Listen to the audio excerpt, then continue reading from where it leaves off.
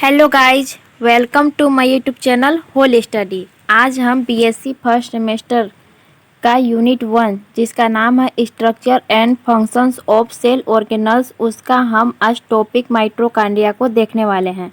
जिसमें कि हम माइटोकॉन्ड्रिया का इंट्रोडक्शन, जिसमें कि हम उसकी डिस्कवरी के बारे में देखेंगे, आखिर उसका डिस्कवरी कैसे हुआ था और आखिर कैसे उसका माइटोकॉन्ड्रिया नाम रखा गया और उसका नाम क्या है और आखिर ये किस में प्रेजेंट होता है, इस सभी को देखेंगे। और उसके हम स्ट्रक्चर को पूरे डिटेल में पढ़ेंगे और उससे हम देखेंगे कि माइटोकॉन्ड्रिया में किस तरह से क्रेब्स साइकिल और इलेक्ट्रॉनिक ट्रांसपोर्ट चेन द्वारा किस प्रकार से एटीपी का निर्माण होता है और किस प्रकार से उसके कार्य हैं, आखिर माइटोकॉन्ड्रिया का वर्क क्या होता है, इस सभी के बारे में हम डिटेल में इस क्लास में पढ़ेंगे।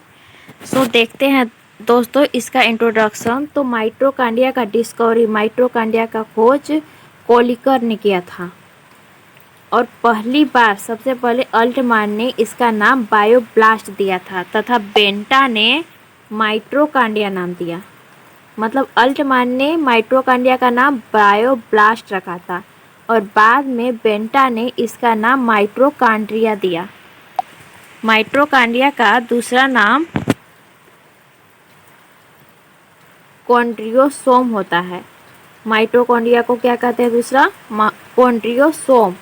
और जिस सेल में मेटाबॉलिज्म जो सेल होते हैं उसमें माइटोकॉन्ड्रिया की संख्या अधिक होती है, क्योंकि माइटोकॉन्ड्रिया क्या करता है? एनर्जी को उत्पन्न करता है। तो जिसमें मेटाबॉलिज्म सेल होते हैं, जिसमें मेटाबॉलिज्म की आवश्यकता अधिक होती है, उसमें एनर्जी की आवश्यकता अधिक होती है, इसलिए माइटोकॉन्ड्रिया की संख्या उसमें अधिक होती है। माइटोकॉन्ड्रिया में उसका स्वयं का, उसमें आरएनए, डीएनए और राइबोसोम जो प्रोकैरियोटिक सेल में पाई जाती है वो इसमें पाया जाता है। और इसमें इलेक्ट्रॉनिक, इसमें F1 कण को जो इलेक्ट्रॉनिक ट्रांसपोर्ट चेन कहते हैं, F1 कण के द्वारा ही इलेक्ट्रॉनिक ट्रांसपोर्ट चेन चलता है। इसी F1 कण में ही मतलब वो इलेक्ट्रॉनिक ट्रांसपोर्ट चेन चलता है जिससे कि एटीपी का निर्माण होता है। और माइटोकॉन्ड्रिया जो प्रोकैरियोटिक सेल होता है और आरबीसी होता है उसमें अब्सेंट होता है।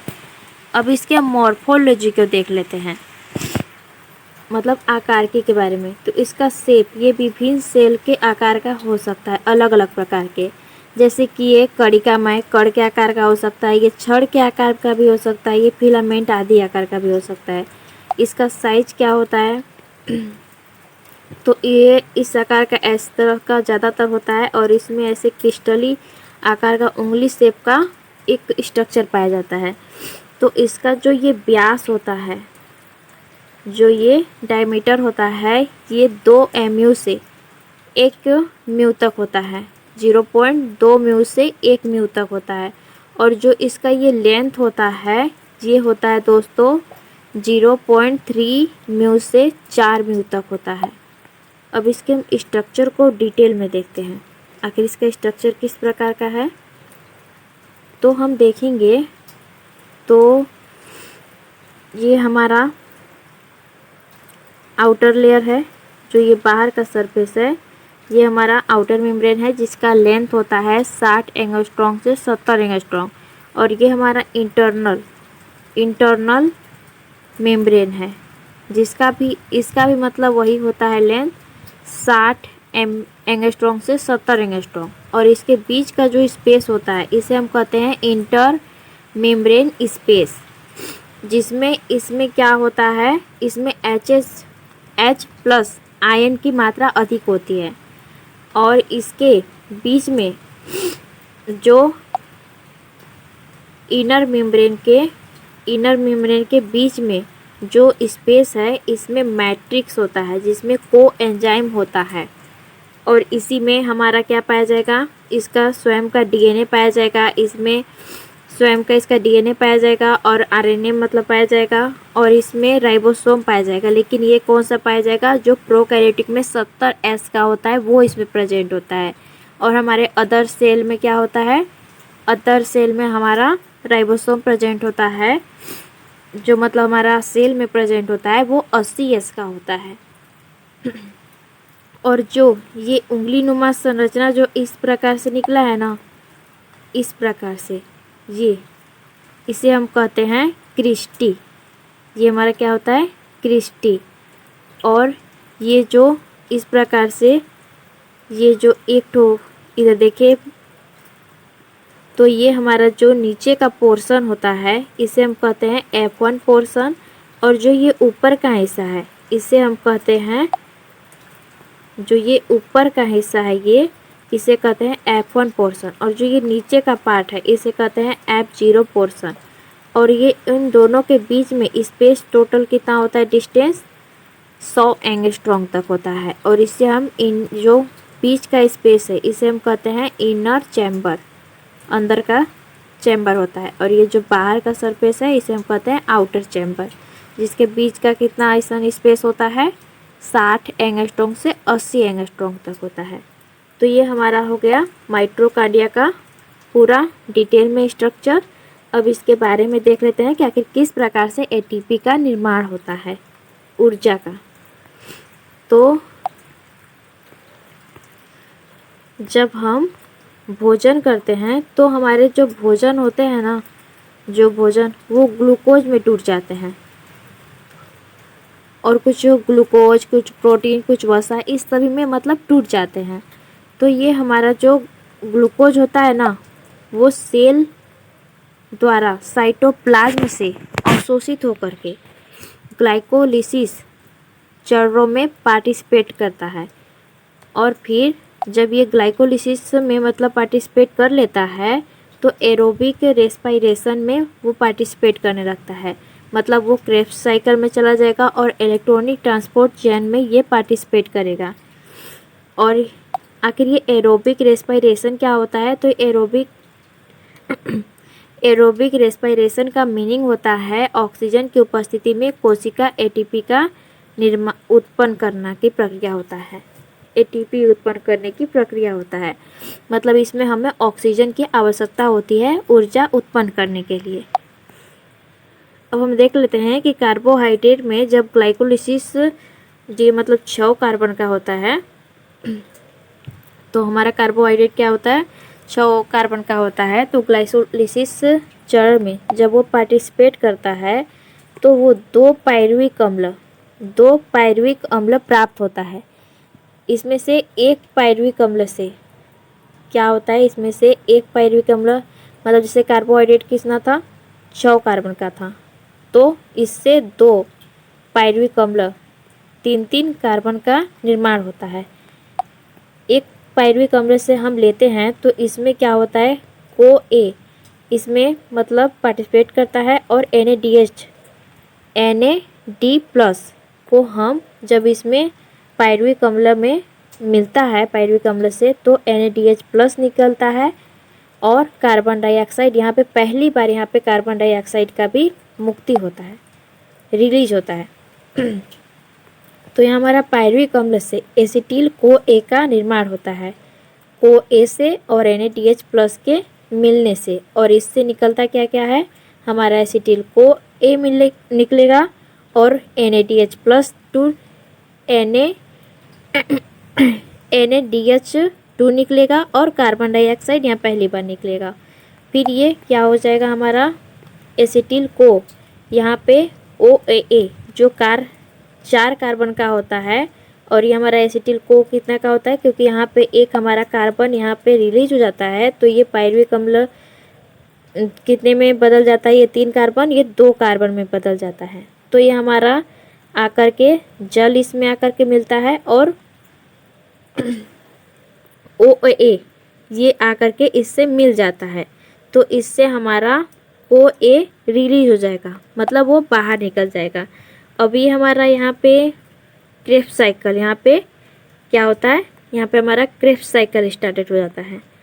तो ये क्या होता है, हमारा एसिटिल CoA से हमारा यहाँ पे वाटर मिलता है और CoA जो 4 कार्बन का होता है वो मिलता है। तो ये 4 कार्बन और ये 2 कार्बन मिल करके कितना हो जाते हैं, 6 कार्बन जो एसिटिल अम्ल का निर्माण करते हैं। और यहाँ पे CoA हमारा जो होता है वो रिलीज हो जाता है, बाहर निकल जाता है क्रेब्स साइकिल से। और यहाँ पे हमारा सिट्रिक अम्ल से जो 6 कार्बन का होता है उससे हमारा आइसोसिट्रेट जो अस्थायी रूप से होता है वो बनता है, उसमें परिवर्तित हो जाता है। और इससे हमारा आइसोसिट्रेट से हमारा NADH+ आकर के जुड़ता है और NADH+ से आके जुड़ने से हमारा NADH2 रिलीज होता है, बाहर निकलता है और कार्बन डाइऑक्साइड भी यहाँ पे निकलता है। यहाँ पे हमारा कार्बन डाइऑक्साइड भी निकल जाता है और यहाँ पे उसके बाद क्या बनता है, अल्फा कीटोग्लूटामिक अम्ल का निर्माण होता है जो कि 5 कार्बन का बच जाता है, क्योंकि यहाँ पे 1 कार्बन निकल जाता है तो हमारे 6 कार्बन से 5 कार्बन हो जाता है। और यहाँ पर भी हमारा क्या होता है, NADH+ आकर के जुड़ता है और NADH+ से हमारा क्या बनता है, NADH+ NADH2 निकलता है। और यहाँ पे हमारा कार्बन डाइऑक्साइड भी निकल जाता है, तो ये हमारा क्या हो जाएगा, 4 कार्बन का हो जाएगा, जिससे निर्माण होगा सेकिसनाइल अम्ल का। और देखिए यहाँ पे कार्बन डाइऑक्साइड का याद करने का तरीका देखिए, यहाँ पे कीटोग्लूटामिक अम्ल के दोनों ओर कार्बन डाइऑक्साइड निकल रहा है, ये याद रखिएगा। और NADH+ दोनों ओर से आकर के जुड़ रहा है और NADH2 रिलीज हो रहा है दोनों तरफ। फिर यहाँ पे हमारा 5 कार्बन से 4 कार्बन का सक्सिनाइल अम्ल का निर्माण होता है और सक्सिनाइल अम्ल से आकर के GTP जो होता है वो आकर के इससे मिलता है और GTP का निर्माण करता है। तो ये हमारा 4 ही कार्बन का है, क्योंकि यहाँ पे कार्बन डाइऑक्साइड निकला नहीं है तो ये 4 ही कार्बन का होगा।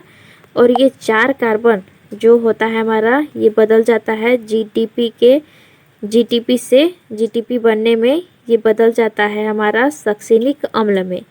ये सक्सिनिक अम्ल का ये कर सकते हैं कि जो स है दोनों, मतलब ये ग्रुप है, तो ये G से हम याद कर सकते हैं कि ये ग्रुप है, तो यहाँ पे ये हमारा याद हो जाएगा। फिर यहाँ पे FADH से हमारा FADH2 निकलता है, यहाँ पे FADH+ आकर के मिल जाएगा सक्सिनिक अम्ल से, तो ये FADH2 रिलीज हो जाएगा, जिससे फ्यूमेरिक अम्ल का निर्माण होगा जो कि 4 कार्बन का होता है। फिर इससे हमारा मैलिक अम्ल का निर्माण होगा 4 कार्बन का जो होता है। और फिर यहाँ पे मैलिक अम्ल से जब OAA का निर्माण होगा तब यहाँ पे NADH+ आकर के जुड़ेगा, जिससे NAD2 का रिलीज हो जाएगा, मतलब वो। फिर यही हमारा क्रेब्स साइकिल है। और यहाँ पे देखेंगे दोस्तों तो हमारा पायरुविक अम्ल कितना था, 2 पायरुविक अम्ल था, तो ये क्रेब्स साइकिल तो 1 पायरुविक अम्ल के लिए मतलब हुआ, तो ये क्रेब्स साइकिल कितने बार होगा, 2 बार होगा, क्योंकि 2 पायरुविक अम्ल है तो 1 बार ये फिनिश्ड हो गया। फिर ये दूसरे जो पायरुविक अम्ल होगा उसके लिए भी ये 1 बार फिर से क्रेब्स साइकिल चलेगा। फिर यहाँ से हमारा क्या होता है, यहाँ से हमारा आगे देखते हैं, तो ये जो ग्लूकोज, वसा, प्रोटीन सभी अंत में टूटकर एसिटिल को A बनाते हैं और हमारे क्रेब्स साइकिल में ये प्रवेश करते हैं।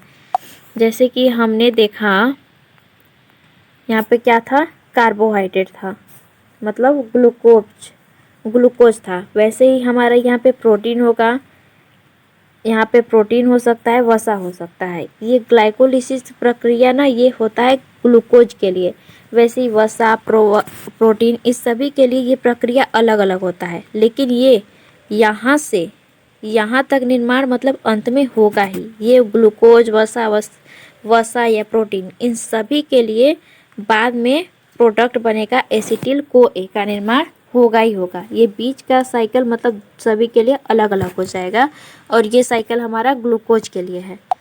तो वैसे ही ग्लूकोज, वसा, प्रोटीन सभी अंत में टूटकर एसिटिल को A बनाते हैं और क्रेब्स साइकिल में प्रवेश करते हैं और सबसे पहले ग्लूकोज जो हमारा था वो ग्लाइकोलिसिस चरण में पार्टिसिपेट करता है और उससे क्या करता है, 2 पायरुविक अम्ल जो 3-3 कार्बन का होता है, 3 कार्बन का एक पायरुविक अम्ल होता है, उसका निर्माण करता है। और ग्लाइकोलिसिस के चरणों में ऑक्सीजन और अनॉक्सिक दोनों, मतलब उसमें ऑक्सीजन की आवश्यकता, मतलब ऑक्सीजन मिल जाए तो भी ठीक, नहीं तो नहीं भी मिले तो भी ठीक, मतलब दोनों प्रक्रियाओं में एक ही चरण जैसा पायरुविक अम्ल होगा वैसा बनेगा ही, ऑक्सीजन की उसमें उपस्थिति हो या ना हो। ग्लाइकोलिसिस द्वारा पायरुविक अम्ल का निर्माण होगा ही होगा। पायरुविक अम्ल ग्लाइकोलिसिस का अंतिम उत्पाद होता है, ठीक ना। ग्लाइकोलिसिस के मतलब उसमें भी बहुत सारे स्टेप होते हैं जिसमें कि 8 एटीपी का निर्माण होता है। ग्लाइकोलिसिस का चरण होता है ना, ग्लाइकोलिसिस से मतलब पायरुविक अम्ल का निर्माण होता है अंतिम प्रोडक्ट में, तो इससे कितना निर्माण होता है, 8 एटीपी का निर्माण होता है, 8 एटीपी का। तो अंत में अंतिम उत्पाद होता है तो पायरुविक अम्ल का ऑक्सीजन की उपस्थिति में जब इसमें आके मतलब ऑक्सीजन मिलता है तो इसकी उपस्थिति में पूर्ण ऑक्सीकरण होता है, जिससे कि कार्बन डाइऑक्साइड और जल का निर्माण होता है। जैसे कि हमने ऊपर देखा, जैसे यहाँ पे पायरुविक अम्ल था ना, इससे क्या हुआ, कार्बन डाइऑक्साइड निकलता है ना, वही बता रहा है कि सबसे पहले पायरुविक अम्ल में ऑक्सीजन की, यहाँ पे जब पायरुविक अम्ल बन जाता है ना तब इसमें ऑक्सीजन आकर के जुड़ जाता है, तो ऑक्सीजन से पूर्ण रूप से ऑक्सीकरण की होता है, मतलब जो पायरुविक अम्ल होता है उससे ऑक्सीकरण होता है, जिससे कार्बन डाइऑक्साइड और जल का निर्माण होता है। यह प्रक्रिया माइटोकॉन्ड्रिया में क्रेब्स साइकिल और इलेक्ट्रॉनिक ट्रांसपोर्ट चेन के द्वारा कंप्लीटेड होता है। इसके बाद क्या होगा, हमारा जो मतलब एसिटिल को ए बन गया, उसके बाद हमारा क्रेब्स साइकिल में जाएगा, उसके बाद हमारा इलेक्ट्रॉनिक ट्रांसपोर्ट चेन में जाएगा, जिससे कि पूरे एटीपी का निर्माण हो जाएगा और ये प्रक्रिया कंप्लीट हो जाएगा ऊर्जा का निर्माण का, एक ग्लूकोज या प्रोटीन या वसा से, मतलब एक कण को हम लेकर चल रहे हैं। और फिर हमारा पायरुविक अम्ल ग्लाइकोलिसिस और क्रेब्स साइकिल के बिटवीन का लिंकेज होता है। तो हम यहाँ देखे हैं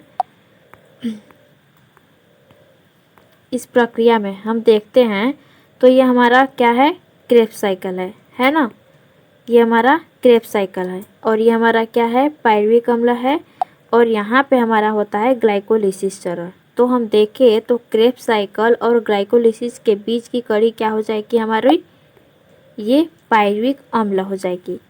तो वही बताया गया है कि जो हमारा पायरुविक अम्ल है वो ग्लाइकोलिसिस और क्रेब्स साइकिल के बीच का लिंकेज होता है, बीच की कड़ी होता है।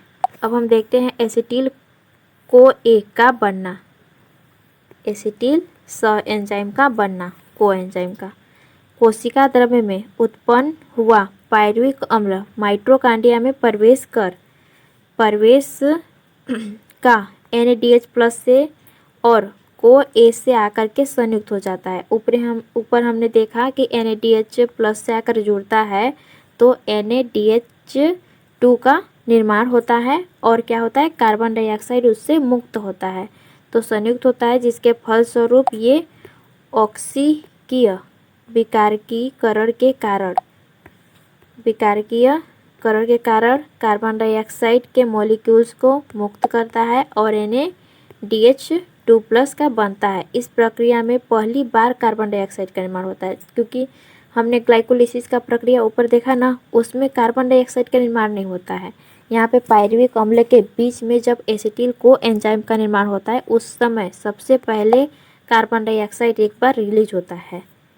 तो हमारा पायरुविक अम्ल जैसे 3-3 कार्बन का था, तो ही हमारे यहाँ पे जब एसिटिल को एंजाइम बनता है वहाँ पे 2 कार्बन हो जाता है।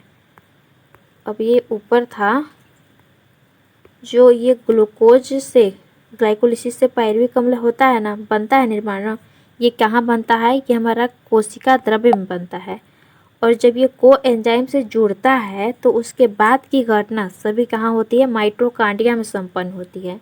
ये याद रखिएगा, ये बहुत इम्पोर्टेंट है, कोई कॉम्पिटिटिव एग्जाम में ये पूछ देता है। अब ये देखेंगे पायरुविक अम्ल में जब NADH+ जुड़ता है और को एंजाइम जुड़ता है, जिसमें मतलब इसमें उत्प्रेरक कौन होता है, Mg2+। ये भी बहुत इम्पोर्टेंट है, इसको भी याद रखिएगा कि आखिर उत्प्रेरक उसमें क्या मतलब कौन सा आयन काम करता है पायरुविक अम्ल से मतलब क्रेब्स साइकिल में ATP के निर्माण में कौन सा उत्प्रेरक काम करता है, ये पूछ सकता है। तो इससे हमारा एसिटिल को एंजाइम बनता है और NADH2 का निर्माण होता है और कार्बन डाइऑक्साइड बनता है। अब देख लेते हैं हम कि आखिर ATP का निर्माण कैसे होता है। तो ग्लाइकोलिसिस के चरणों द्वारा 8 ATP का निर्माण होता है और हम देखते हैं तो किसी ग्लूकोज के एक कण से 38 ATP का निर्माण होता है। तो यहाँ पे हम देखते हैं तो ग्लाइकोलिसिस के द्वारा 8 ATP का भी निर्माण हुआ है और देखते हैं तो क्रेब्स साइकिल में कितना ATP होता है और इसमें से कितना ATP होता है, जिससे कि टोटल हमारा माइटोकॉन्ड्रिया द्वारा 38 ATP का निर्माण होता है। वो सभी को हम देखते हैं कि आखिर कैसे मतलब 38 ATP का निर्माण होता है।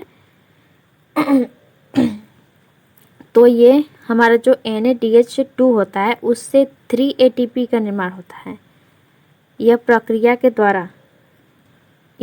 कितने बार होता है, 2 बार होता है, बिकॉज 2 पायरुविक अम्ल होता है ना, अर्थात एक आखिर ये मतलब इसका हो गया कि 2 बार पायरुविक अम्ल से एसिटिल को एंजाइम बनेगा। तो एसिटिल को एंजाइम में क्या होता है, NADH+ जुड़ता है तो NADH2 निकलता है ना। तो मतलब इससे हमारा NADH2 2 ठो निर्माण होगा, जिससे कि एक NADH से 3 ATP का निर्माण हो रहा है। तो टोटल हो जाएगा हमारा कितना, 6 ATP का निर्माण हो जाएगा हमारा पायरुविक अम्ल से एसिटिल को एंजाइम बनाने में। वहाँ पे भी हमारा 6 ATP का निर्माण हो गया और ऊपर ग्लाइकोलिसिस के द्वारा कितना हो गया, 8 ATP। टोटल कितने हो गए, 14 ATP का निर्माण हो गया। अब क्रेब्स साइकिल में चलते हैं तो हमारा एसिटिल पायरुविक अम्ल से को एंजाइम और NADH संयुक्त होकर एसिटिल को एंजाइम का बदल जाते हैं, जिससे कि कोशिका द्रव्य से माइटोकॉन्ड्रिया में प्रवेश कर जाते हैं। अब क्रेब्स साइकिल में देख लेते हैं कि आखिर इसमें कितना क्रेब्स साइकिल में ATP का निर्माण होता है। तो क्रेब्स चक्र को हम TCA, जिसे हम कहते हैं ट्राई कार्बोक्सिलिक अम्ल साइकिल कहते हैं, जिसका मतलब ये फुल फॉर्म है TCA का। और इससे हम क्रेब्स साइकिल को हम सिट्रिक एसिड साइकिल भी कहते हैं, सिट्रिक अम्ल चक्र भी कहते हैं। तो हमारा जो TCA चक्र का प्रारंभ एसिटिल समूह के जो हमारा OAA था ना, जिससे कि हम एसिटिल को एंजाइम को मतलब उससे आकर के जुड़ गया था, इसी से आकर जुड़ा था, जो कि हमारा 4 कार्बन का था ना।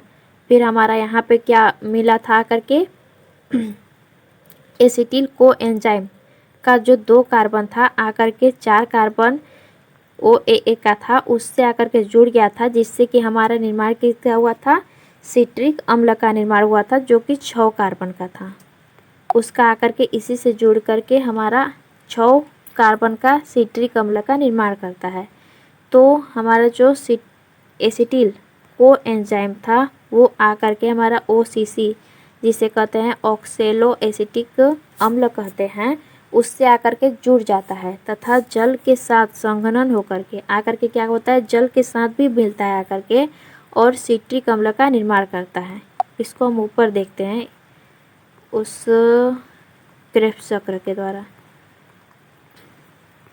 जैसे हमारा ये एसिटिल को एंजाइम था ना, जो 2 कार्बन का था, वो हमारा क्या होता है, OAA जो 4 कार्बन का था उससे आकर के जुड़ जाता है, उससे आकर के जुड़ता है ना, और क्या होता है, जल भी जुड़ता है, जिससे 6 कार्बन का हमारा सिट्रिक अम्ल का निर्माण होता है। यही वो कहना चाहता है वहाँ पे। हाँ, यहाँ पर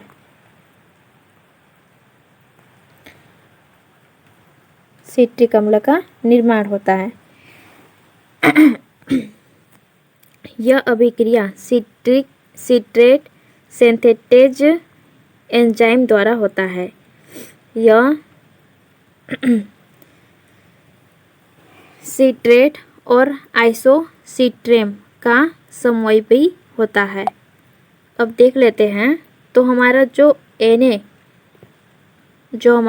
NaDH2 होता है उससे एक NaDH अगर मतलब होगा तो उससे हमारा कितना निर्माण होगा, 3 ATP का।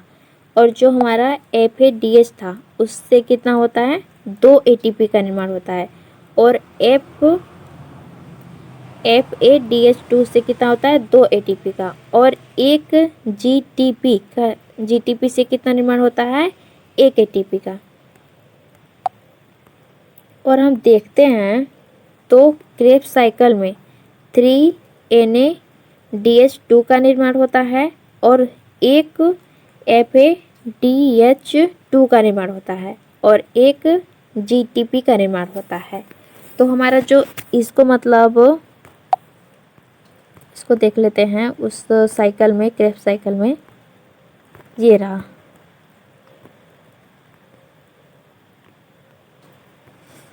ये रहा हमारा क्रेब्स साइकिल। जैसे देखते हैं तो हमारा यहाँ पे क्रेब्स साइकिल में यहाँ पर एक NaDH2 निकल रहा है ना, एक यहाँ पे निकल रहा है और एक यहाँ पे निकल रहा है NaDH2। तो हमारे कितने हो गए, 3 NaDH2 हो गए, हुए ना, NaDH2 हो गए। और यहाँ पे देखेंगे तो एक FADH2 निकल रहा है और एक GTP निकल रहा है, मतलब एक एक इन लोग निकल रहे हैं। और इसका मतलब होता है एक NaDH मतलब होता है 3 ATP और FADH2 मतलब होता है 2 ATP और GTP का मतलब होता है कि 1 ATP। तो वही बता रहा है कि जो हमारा NaDH है उससे 3 ATP होता है और FADH2 होता है उससे 2 ATP होता है और GTP का मतलब होता है 1 ATP। तो हमारे जो क्रेब्स साइकिल होता है उसमें टोटल 3 NaDH2 निकलता है और एक FADH2 निकलता है और एक GTP निकलता है। और अगर हम NaDH2 का अगर ट्रिक देखें तो आखिर वो कहाँ कहाँ पे निकल रहा है, तो ये हमारा है I star, alpha star, I star, alpha star और M स्टार। ये मतलब याद करने का एक ट्रिक है, ये एग्जाम में पूछ सकता है कि FADH2 आखिर कहाँ कहाँ पे निकल रहा है। तो हम देखते हैं तो हमारा NaDH2 जो निकल रहा है इस साइकिल में, तो ये कहाँ पे निकल रहा है, I अल्फा, ट्रिक देखते हैं, अल्फा स्टार और M स्टार। तो देखते हैं तो I से हमारा आइसो हो जाएगा, तो आइसो के बाद निकल रहा है और ये अल्फा के बाद, मतलब ये अल्फा, यहाँ पे अल्फा से याद हो जाएगा, अल्फा की टोक्रोटेमी को अल्फा से लिए हैं, तो ये अल्फा के बाद भी निकल रहा है NaDH2 और एक हमारा निकल रहा है मैलिक अम्ल के बाद। तो ये एक प्रकार से ट्रिक है कि हम NaDH2 कहाँ कहाँ पे निकल रहा है। और ये हमारा ग्लूटेमिक GTP का याद हो जाएगा कि SS के बीच में निकलेगा, ग्रुप टाइप, मतलब SS का ग्रुप है उसके बीच में निकलेगा। और हमारा सक्सिनिक अम्ल से फ्लूमेरिक अम्ल का निर्माण हो रहा है, F से हो रहा है, तो हमारा F से FADH प्लस यहाँ पे निकलेगा। अब हम देख लेते हैं आगे का टॉपिक देखते हैं। तो हमारा टोटल कितना हो गया, 3 NADH2 और एक FADH2 और एक GTP। तो 2 चक्र में टोटल कितना हो जाएगा? जैसे कि हम ये तो एक चक्र का हो गया, टोटल हमारा 2 चक्र हो रहा है, तो टोटल 2 चक्र में 6 NADH2 हो जाएगा हमारा, और मतलब 2 उसका दुगना कर दीजिए तो कितना हो जाएगा? 6 NADH2 हो जाएगा और एक FADH2 हो जाएगा और 2 GTP हो जाएगा हमारा 2। ये हमारा 6 NADH2 हो गया और 2 FADH2 हो गया और 2 GTP हो गया। अब हम देखेंगे तो हमारा जो NADH2 और FADH2 को ATP में चेंज करने के लिए हमें क्या करना होता है? इलेक्ट्रॉनिक परिवहन तंत्र, जिसे कहते हैं इलेक्ट्रॉनिक ट्रांसपोर्ट चेन की प्रक्रिया से होता है। मतलब ये सभी जो होते हैं ना, NADH, FADH2 और FADH2, इस सभी को इलेक्ट्रॉनिक ट्रांसपोर्ट चेन में पार्टिसिपेट करना होता है ATP में चेंजेस होने के लिए, और जो GTP होता है वो डायरेक्ट ATP में चेंज हो जाता है। तो हम टोटल देखते हैं तो क्रेब्स साइकिल में कितने ATP का निर्माण होता है? तो हमारा 6, इसको हम साइकिल के द्वारा देखते हैं कि आखिर कैसे निर्माण हुआ उतने ATP का। पूरे साइकिल में देख लेते हैं कि आखिर कितने टोटल कितने हुए। तो देखिए, ये हमारा NADH हुआ, मतलब इससे कितना हुआ? 3 ATP। ये हमारा NADH2 हो गया, इससे भी कितना हुआ? 3 ATP। और GTP से कितना होता है? 1 ATP होता है ना। और FADH से कितना होता है?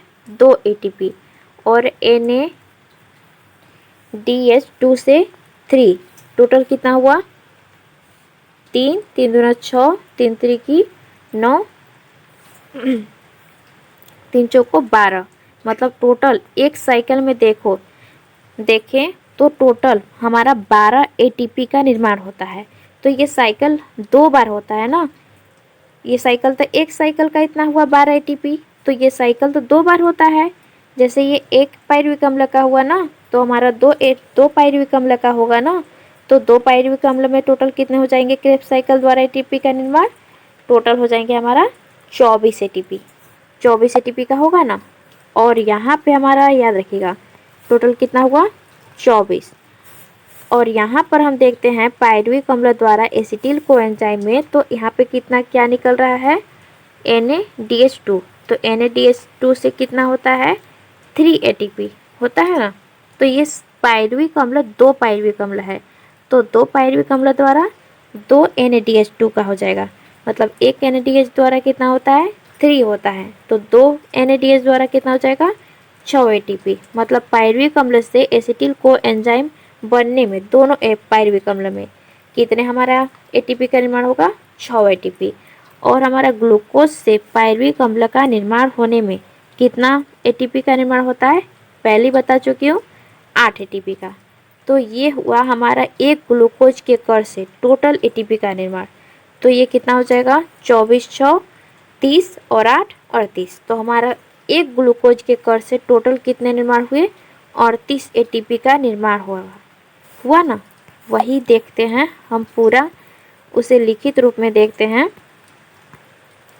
क्रेब्स साइकिल में टोटल कितने थे? टोटल 6 NADH2 थे ना।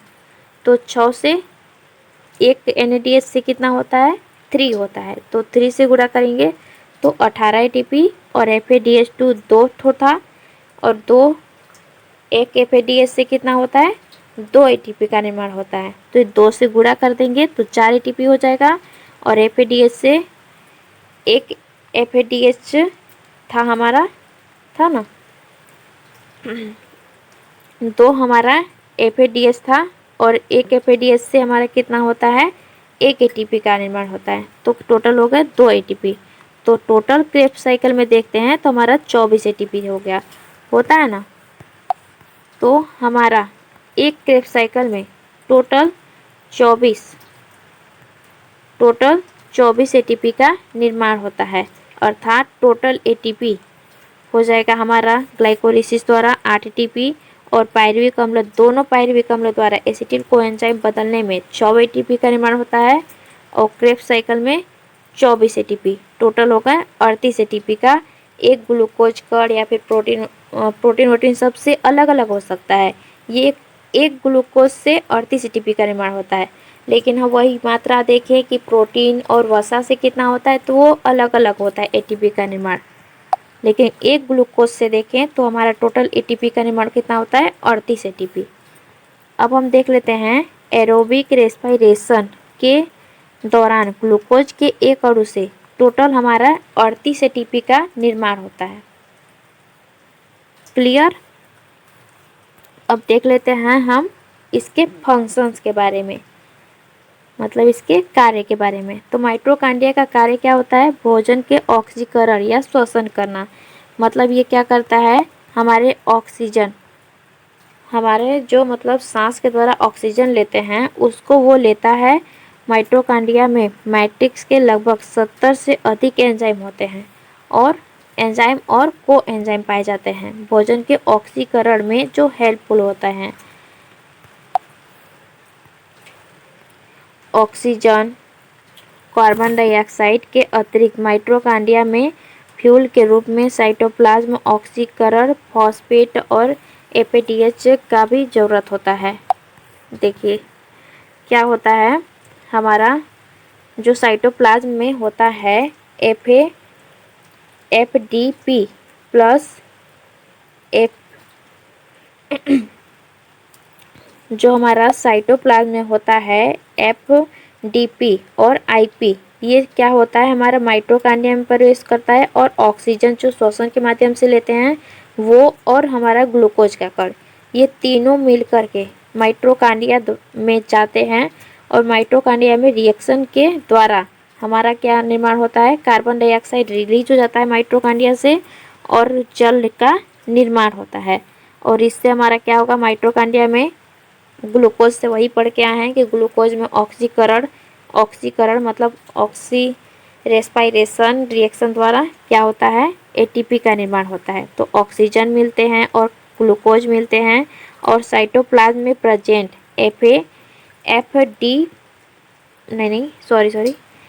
एडीपी और आईपी मिलते हैं, जिससे कि हमारा एटीपी का निर्माण होता है। और इससे एटीपी कहाँ जाता है, हमारा मेटाबॉलिज्म जो एक्टिविटी होता है उसमें ये खर्च होता है, फिर से ये वही प्रक्रिया हो जाएगी कि फिर से हमारे ऑक्सीजन लेंगे और ये साइटोप्लाज्म में जो प्रेजेंट होगा उससे मतलब फिर से वही निर्माण हो जाएगा।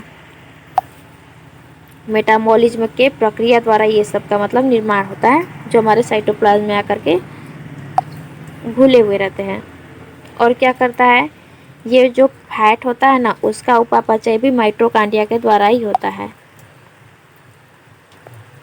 और स्त्रावण, इसमें क्या होता है, बहुत सारे एंजाइम का सीक्रेशन करता है, जैसे कि माइटोकॉन्ड्रिया के पहले पढ़ लिए हैं कि मैट्रिक्स में बहुत सारे मतलब एंजाइम होते हैं, तो वही सब का सीक्रेशन भी करता है। और यॉक का फॉर्मेशन, जो हमारा एग में होता है ना, एग में जो येलो पार्ट होता है उसको बनाने में भी माइटोकॉन्ड्रिया हेल्पफुल होता है।